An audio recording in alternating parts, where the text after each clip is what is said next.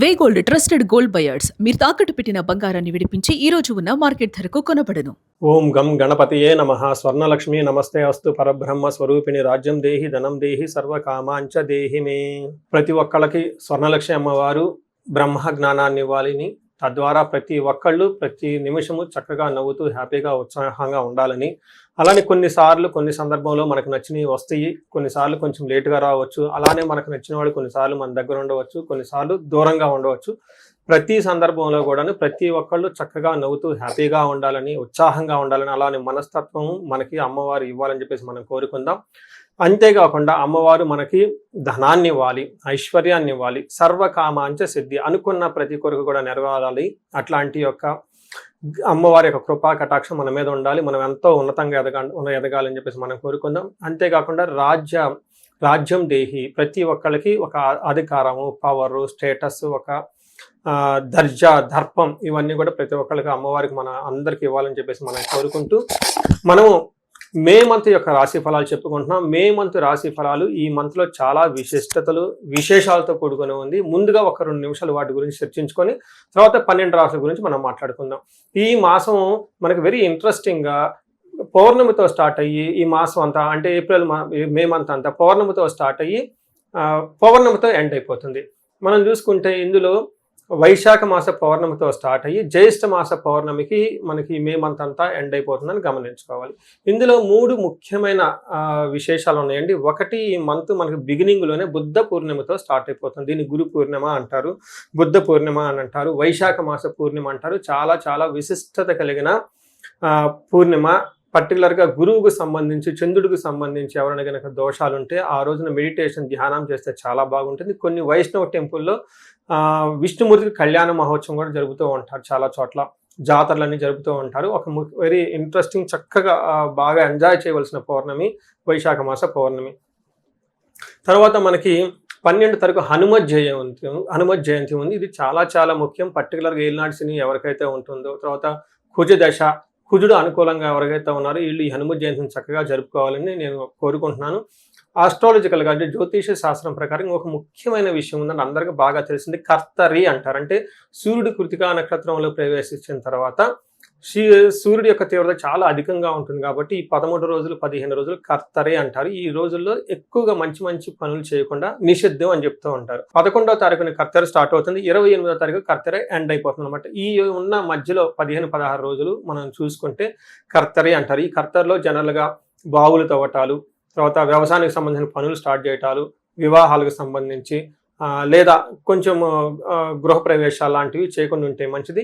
అయితే ఈ కర్తర ఆధ్యాత్మికానికి సంబంధించిన పనులు చేయడానికి చాలా చాలా యోగ్యతనిస్తూ ఉంటుంది. హోమాలు చేసుకోవచ్చు, విద్యారంభం చేసుకోవచ్చు, చాలా మంచి మంచి పనులు, ఆధ్యాత్మిక సంబంధించిన ఎలాంటి పనులైనా చక్కగా చేసుకోవచ్చు. అలానే ఇంటికి సంబంధించిన పనులు, పాత ఇంటికి సంబంధించిన పనులు అవన్నీ చక్కగా చేసుకోవచ్చు. ఆల్రెడీ అంతకుముందు వివాహానికి సంబంధించిన పనులు చేస్తుంటే ఈ టైంలో కూడా కంటిన్యూ చేసుకోవచ్చు. అయితే కొత్తగా మాత్రం కొన్ని విషయాలు మాత్రం చేయకూడదని చెప్తుంటారు. సో ఇందులో ఇంతే కాకుండా జ్యోతిష శాస్త్రం ప్రకారం 4 గ్రహాలు ఈ మాసంలో కూడా మారుతూ ఉన్నాయి. ఇది కూడా ఒక ముఖ్యమైన విషయం. మనం ఇక ముందు వీడియోలో ఈ 4 గ్రహాల యొక్క ఇంపాక్ట్ ప్రతి రాశికి ఎలా ఉందో మనం తెలుసుకుందాం. మనం తులారాశి చూస్తే మే మంత్లో ఎలా ఉందో మనం సూక్ష్మంగా తెలుసుకుంటే వీళ్ళకి చాలా ఛాలెంజింగ్గా ఉంది. అంటే కొన్ని విషయాల్లో సపోర్టివ్గా ఉంది, కొన్ని విషయాల్లో కొంచెం ఇబ్బంది పెట్టే విధంగా ఉంది. ముఖ్యమైన గ్రహాలు గమనించుకుంటే సూర్యుడు, కుజుడు అనుకూలమైన పరిస్థితుల్లో కంటే కూడా ఇబ్బందులు పెట్టే విధంగా ఉన్నారని గమనించుకోవాలి. తద్వారా ఈ మంత్ అంతా చక్కగా మీరు ప్లాన్ చేసుకుంటే చాలా జాగ్రత్తగా ముందుకెళ్ళిపోవచ్చు. ముందు ఎలా ఉంది ఏందో తెలుసుకోబోయే ముందు చిత్తా 2, 3, 4 పాదాలు, హస్త 1, స్వాతి 1, 2, 3, 4 పాదాలు, విశాఖ 1, 2, 3 పాదాలంతా తులారాశిలో ఉంటారని గమనించాలి. మనం పేరు బలం ప్రకారం చూసుకుంటే వీళ్ళకి రా, రీ, రు, రే, రో, తాతి, తూతే అన్న అక్షరాలంతా కూడా మనకి తులారాశిలో ఉంటారు. మనకి లఘు గోచారం, సూక్ష్మ గోచారం కాన్సెప్ట్ ప్రకారం తీసుకుంటే వార్తల్లో ముఖ్యాంశాలాగా ఈ మంత్ అంతా ఎలా ఉంటుందో మనం తెలుసుకోవచ్చు. అందులో భాగంగా చూస్తే సూర్యుడి వల్ల యాత్రలు చేసే అవకాశం ఎక్కువగా ఉంటుంది, కానీ శారీరకంగా బాగా టైర్డ్నెస్ అయిపోతారు, డీహైడ్రేషన్ అయిపోయి టైర్డ్గా ఉండే అవకాశం ఎక్కువగా ఉంటుంది.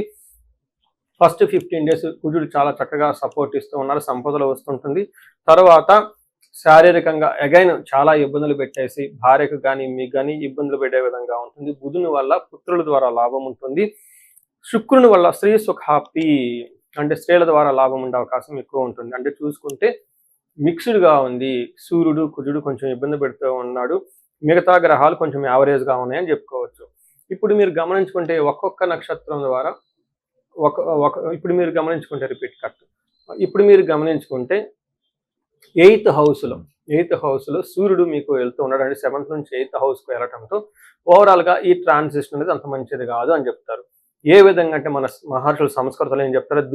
దుర్దోష శత్రు సంవాదో గమనాగమన వ్యధ దుఃఖ వార్తాశ్రుతం చైవ అష్టమస్తే యథా రవిహి అంటారు. 8వ స్థానంలో రవి ఉంటే ఏమవుతుంది? గుర్తుపెట్టుకోండి. దుర్దోష అంటే మీకు చెడు పనులు చేయాలన్న ఆలోచన మీకే వస్తుంది. స్మార్ట్ వర్క్‌గా చేద్దాం, ఎవరు చూస్తున్నారులే, కొంచెం ఎస్కేప్ వెళ్ళిపోదాము అని చెప్పే ఆలోచన ఉంటుంది. సంవాద, శత్రు సంవాద, మీరంతా మీరే పోయి మీ శత్రువులతో గొడవలు పెట్టుకునే అవకాశం ఉంటుంది.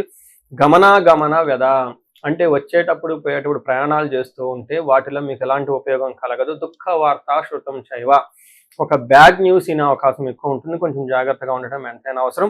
ఈ టైంలో ధనాన్ని కూడా కోల్పోయే అవకాశం ఉంటుంది. 7వ స్థానంలో అగైన్ కుజుడు ఉండటంతో ఇది కూడా అంత మంచి పొజిషన్ కాదు. అంటే సూర్యుడు ఏదైతే పనులు చేస్తూ ఉన్నాడో ఈ యొక్క సూర్యుడికి సపోర్ట్గా కుజుడు కూడా చేయటంతో కొంచెం ఇబ్బందులు పడే పరిస్థితులు ఉంటుంది. జాగ్రత్తగా ఉండాలి. ముఖ్యంగా ఏం చెప్తూ ఉంటారు? అన్న వస్త్రాది రాహిత్యం సదా క్లేశ జీవనం స్వబంధుభి కువాత పుత్ర భాతృణం క్రోధ సప్తమస్తే భవేత్ కుజ అంటారు. అంటే 7వ ఇంట్లో కుజుడు ఉంటే ఏమవుతుంది? చాలా అటెన్షన్ పే చేయండి. అన్న వస్త్రాది రాహిత్యం, టయానికి భోజనం చేయకుండా, ఓకే, టయానికి మనం ఫ్రెష్గా నీట్గా ఉండకుండా అంతా ఫుల్గా బిజీగా ఉండే అవకాశం ఉంటుంది. తర్వాత భోజనం చేయడానికి కూడా టైం ఉండదు, అలా ఉంటుంది. అంతేకాకుండా సదా క్లేశం, ఎప్పుడు ఏదో ఒక బాధ టెన్షన్తో ఉంటుంటారు. స్వబంధుభి మీకు కావాల్సిన బంధువులే వల్ల మీకు భయప్రదమైన అవకాశం ఉంటుంది. కువార్త ఇదేనండి కొంచెం అటెన్షన్గా. ఇది కువార్త అంటే చెడు వార్తలు వినే అవకాశం ఉంటుంది. ఇందాక కూడా మీరు రిపీట్ అయిందంటే సూర్యుడు కూడా చెడు వార్తల వల్ల వినే అవకాశం ఉంటుంది. కుజుడు వల్ల కూడాను మీకు చెడు వార్తలు వినే అవకాశం ఉంటుంది. భాతృణాం క్రోధ అంటే మీకు అన్నదమ్ములతోటి లేదంటే కొడుకులతోటి పిల్లలతోటి గొడవలు అయ్యే అవకాశం ఉంటుందని మనకి చెప్తూ ఉంటుంది. అయితే కుజుడు ఒక మంచి కూడా చేస్తాడంటే అదేంటంటే ప్రాఫిట్ బాగుంటుంది, ప్రోగ్రెసివ్గా ఉంటుందని గమనించాలి. అయితే ఇవన్నీ 2 గ్రహాలు ఇబ్బంది పెడుతున్నా మీకు చక్కగా సపోర్ట్ ఇచ్చే గ్రహం ఎవరంటే శుక్రుడు. ఈ శుక్రుడు యొక్క సపోర్ట్ రావడంతో చాలా విధాలుగా బాగుంటుందని గమనించవచ్చు. ఏ విధంగా అంటే వస్త్రలాభం, మహా ఆరోగ్యం, గురు భక్తి, స్వధర్మకృత్, చిత్తశుద్ధి అభీష్టార్థ, నవమస్తే భవేత్ భృగో అంటారు. అంటే 9వ స్థానంలో శుక్రుడు ఉండటంతో మీకు మహాభాగ్య యోగం వస్తుంది. అంటే ఇందాక చెప్పుకున్న విధంగా ఎన్నో ప్రాబ్లమ్స్ ఉన్నా కానీ ఏదో ఒక లక్ ద్వారా మీవన్నీ చక్కగా దాటుకొని ముందుకు వెళ్ళిపోతారు. ఏ ప్రకారంగా? వస్త్రలాభం ఉంటుంది, ఆరోగ్యం బాగుంటుంది, పెద్దవాళ్ళు చెప్పిన మాట వింటూ ఉంటారు, గురువుల యందు భక్తి ఉంటుంది, ధర్మబుద్ధిగా పనులు చేయాలనుకుంటూ ఉంటారు. అలానే చిత్తశుద్ధి, మైండ్ ఇంట్యూషన్ చాలా స్ట్రాంగ్గా చక్కగా ఉంటుందని చెప్పుకోవాలి. అయితే వీటితో పాటు లవ్, రొమాన్స్కి సంబంధించిన వ్యవహారాల్లో కూడాను కొంచెం మీకు అనుకూలంగా ఉండే అవకాశం ఉంటుంది. అయితే బుధుడు మీకు అగైన్ మంచి లాభాన్ని చక్కగా పుత్రుల ద్వారా, బంధువుల ద్వారా ఒక మంచి సపోర్ట్ని అయితే తీసుకొస్తూ ఉన్నారు.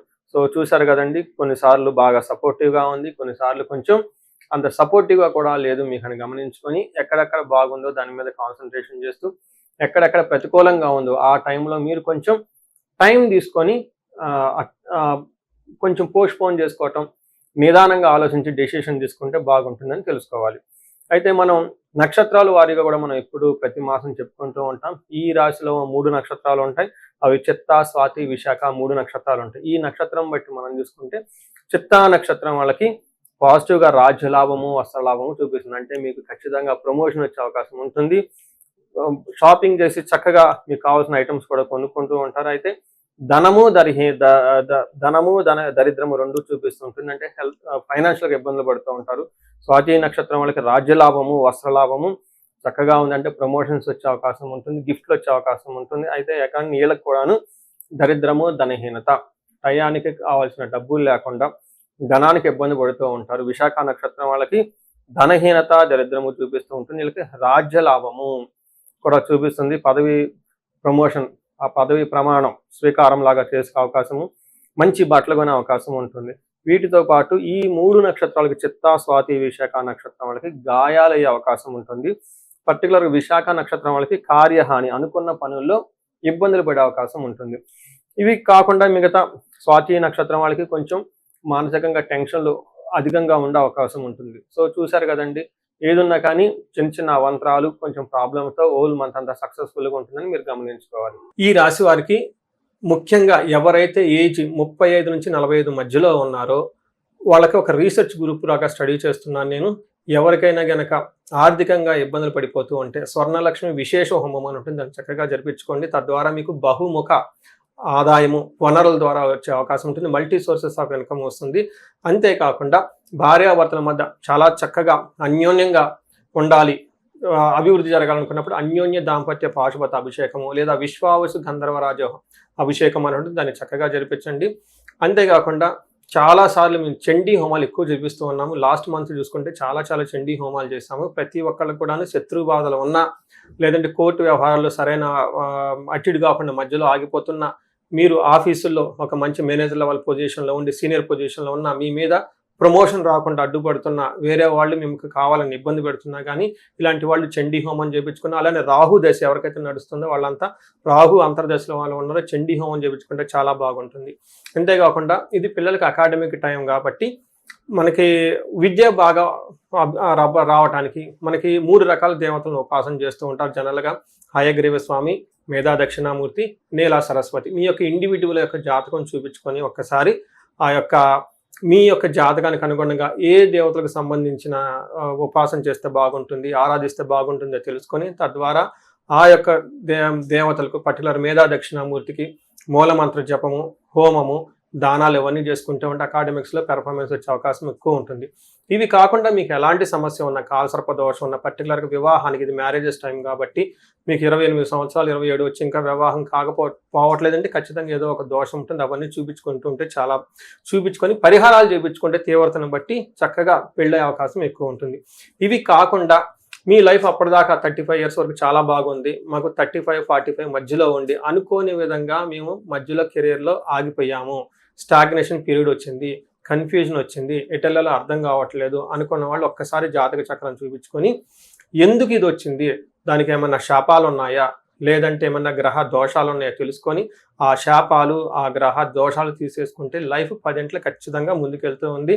ఇంకా ఒకటి, ఎవరికైతే ఏలినాడు శని, అర్ధాశ్రమ శని, తర్వాత అష్టమ శని నడుస్తూ ఉందో వాళ్ళందరూ కూడాను చక్కగా సంపూర్ణ శాంతి పూజలు చేయించుకోవాలని చెప్పేసి, మీకు ఎలాంటి సమస్య ఉన్నా కానీ దానికి చక్కటి పరిష్కారం ఉంది. ఎలాంటి కన్ఫ్యూజన్ ఉన్నా దానికి పరిష్కారం మీ జాతకంలోనే ఉంది. చక్కగా పరిష్కారాలు చేసుకొని మీరు జీవితంలో 10 ఇంతలు ముందుకు ఎలా ఎదగాలని, మీకు అష్టైశ్వర్యాలు కలగాలి, భోగభాగ్యం కలగాలి, చక్కగా సమాజంలో ఉన్నతంగా ఉండాలని చెప్పేసి నేను కోరుకుంటున్నాను. నమస్తే.